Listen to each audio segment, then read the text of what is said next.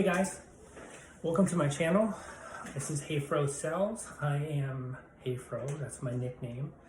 My name is Jeff, and today we're going to talk about things that will get you in trouble in eBay.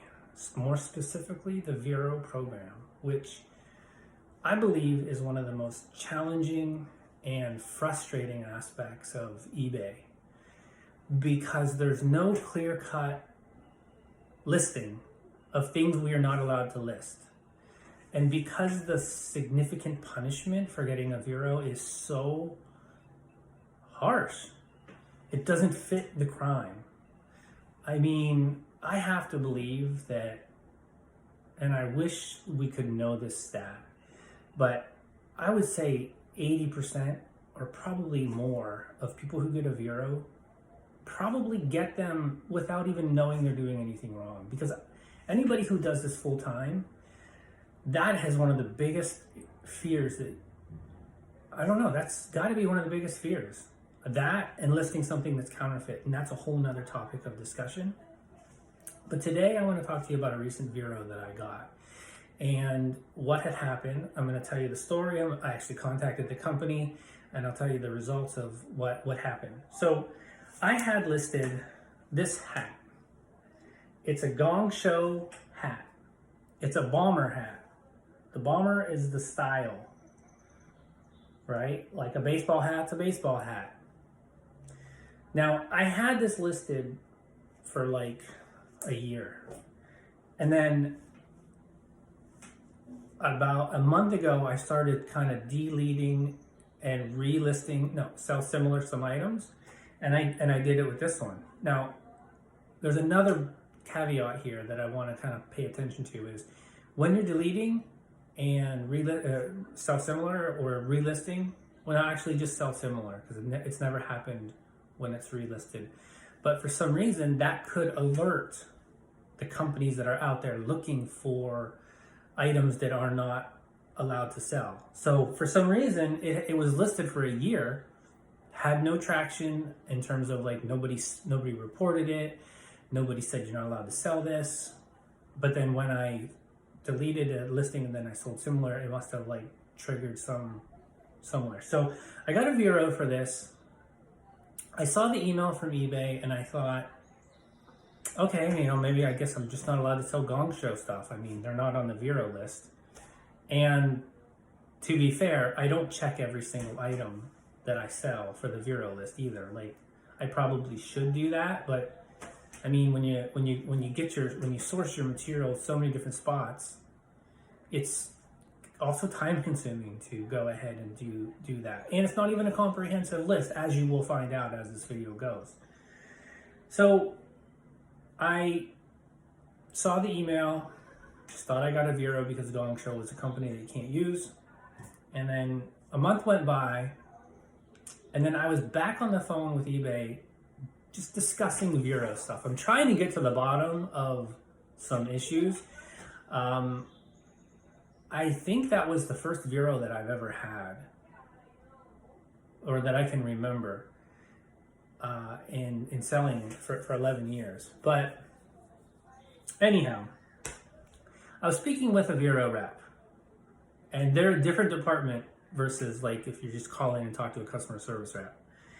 And they had pointed out, and we were discussing this particular Vero, and he's like, yeah, the reason why you had a Vero over this is because you used the word bomber. And there's a company called the Mad Bomber that reported you. And I go, well, they said I was basically using their intellectual property. And I'm like, well, nowhere in my listing does it say Mad Bomber. And the Mad Bomber company isn't on the Vero list. So how would I know that I'm not allowed to use the word bomber? I'm like, I even said to the rep, I go, it's not like they own the word bomber, or so I thought. I go, bomber was used to describe the style of hat. It's like, if you say baseball hat, that way people know it's a baseball hat. And the rep understood, and he actually filed an appeal to have this removed, the customer service rep from eBay. I ended up calling in a week later because I hadn't heard anything. And I spoke to somebody from the Vero department, and this is what they told me. They're like, yeah, nobody filed an appeal. And I'm like, well, what do you mean? Because I had the reference number, which I spoke about in a previous video. Every time you talk to eBay, write down the reference number, ask them. It is so important.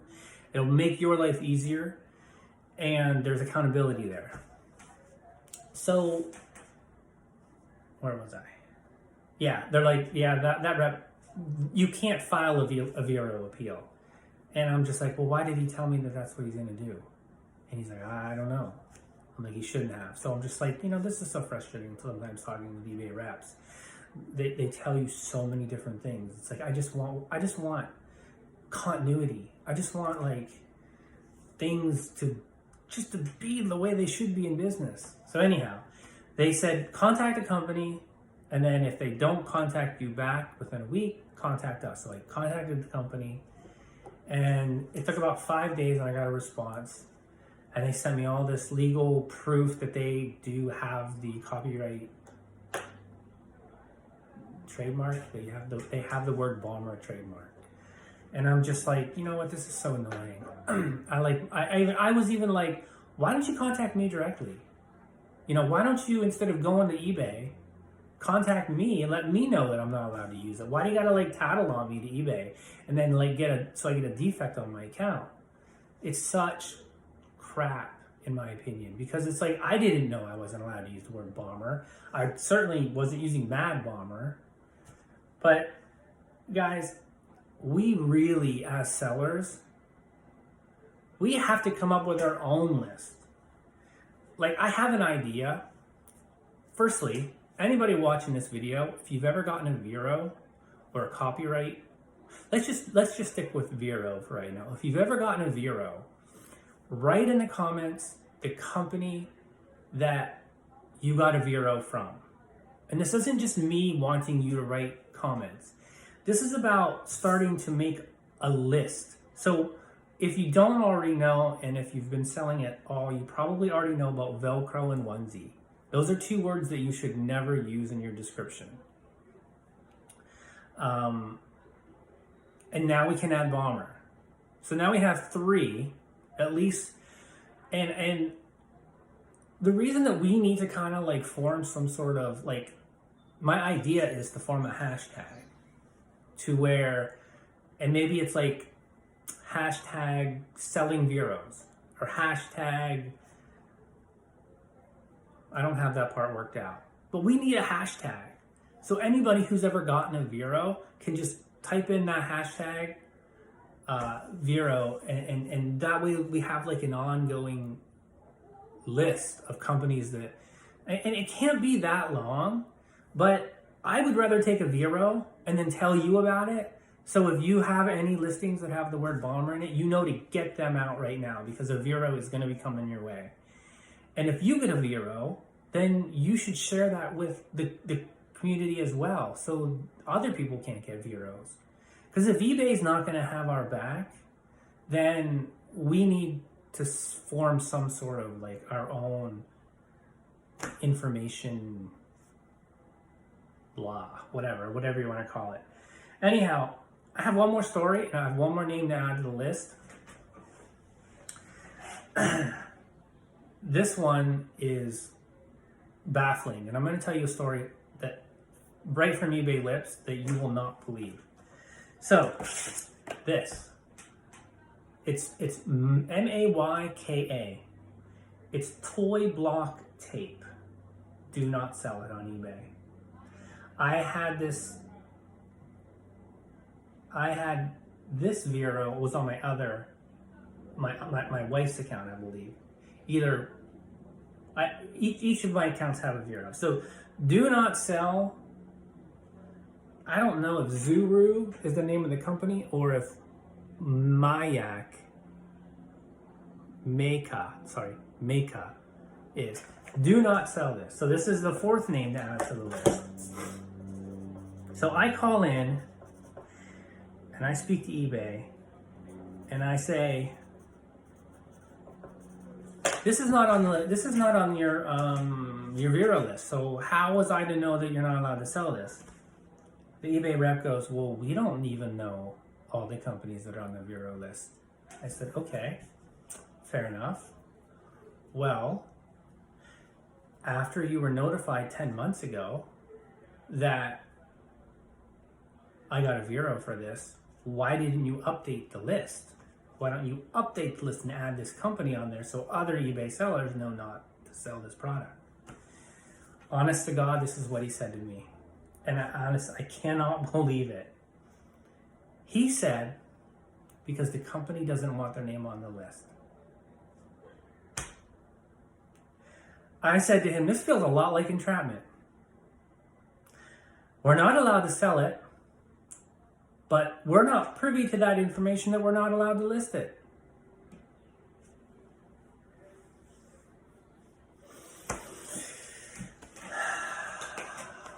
Now, I spoke to another rep like a week later, and I told him that story. That rep told me, he's like, that's not true. I mean, now I don't know what to believe. He told me that rep who told me that this company doesn't want them on the list wouldn't have done that. But I mean, that's what I was told. And then I even went so far as to give eBay the frustrating part of all this is it feels like eBay does not have our backs. It's like they know we're not allowed to sell it, but they allow us to list it. So when I was speaking with the rep about this company and basically provided him a solution when his example was, well, we don't know all of the companies that are on the list. I'm like, well, once you do know, like I said, update the list. So me thinking out of the box, I say to eBay, I say, you know how when you try to list an empty liquor bottle and then you hit publish, it'll come up. There'll be like a warning, and it'll say, you're about to list blah, blah, blah, blah, blah. You're not allowed to sell alcohol on eBay. Do you want to continue? There's the solution right there. Like, for every single company that we're not allowed to list, have a warning. It's the most brilliant solution. So have the warning come up. Are you an authorized Mika reseller? And that way, at least we'll have a heads up. Oh, I am not. I better not list this. Like, this is not rocket science. This is common sense, eBay. Like, if eBay did stuff like that, I would at least feel that they're being proactive into helping us to protect ourselves, open up to any kind of like liability and stuff like that. But no, they want to just let us list things that we don't know we're not allowed to list, not provide us with a full list of companies that we're not